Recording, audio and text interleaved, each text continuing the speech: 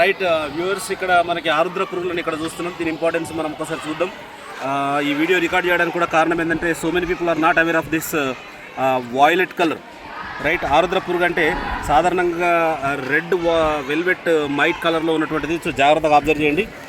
So దీన్ని ఎర్రటి పురుగు అంటాం. ఇది చూసేందుకు ఆకర్షణీయంగా ఉంటుంది. సాధారణంగా వర్షాకాలంలో తొలకరిలో కనిపిస్తుందంటే వెరీ ఫస్ట్ స్టార్టింగ్ మనకు వస్తున్న టైంలో కనబడుతుంది. సో దీనిని అలా అంటే దీన్ని స్పెషల్గా సాధారణంగా వర్షాకాలంలో స్టార్టింగ్ అవుతున్న పడుతుంది. అలాగే రైతులు దీన్ని ఇవి కనబడుతున్నాయంటే వర్ష సూచన అనేది వస్తున్నట్టుగా భావిస్తారు. ఎస్పెషల్గా దీన్ని మక్మల్ క్లాత్, ఎట్లయితే రెడ్ కలర్ మక్మల్ క్లాత్ ఉంటుందో ఆ విధమైనటువంటి కలర్లో మనకి ఇది కనబడుతుంది.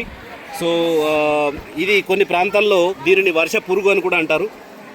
పంటలకు మంచిదని ప్రజల్లో బాగా నమ్మకం ఉంది. రైట్, దీని ఎస్పెషల్గా ప్రాముఖ్యత ఏంది అనేది ఒక అంశాన్ని మనం ఒకసారి చూద్దాం. వ్యవసాయ పరంగా ఇది నేల ఆరోగ్యానికి సహాయపడే పర్యావరణ నేస్తంగా చెప్పబడుతుంది. ప్రజల జానపద విశ్వాసాల్లో ఇది మంచి వర్ష సూచనగా భావించబడుతుంది. ఆరుద్ర కార్త్రే, తొలకరి జల్లులు, రైతుల ఆశలతో దీనికి బలమైన అనుబంధం ఉంది. సులభంగా చెప్పాలంటే ఆరుద్ర పురుగు ఏమిటంటే ఇది వర్షాకాల ప్రారంభాన్ని గుర్తు చేసే ఒక సహజమైన సూచిక. అలాగే పర్యావరణానికి మేలు చేసే చిన్న జీవిగా భావించబడుతుంది.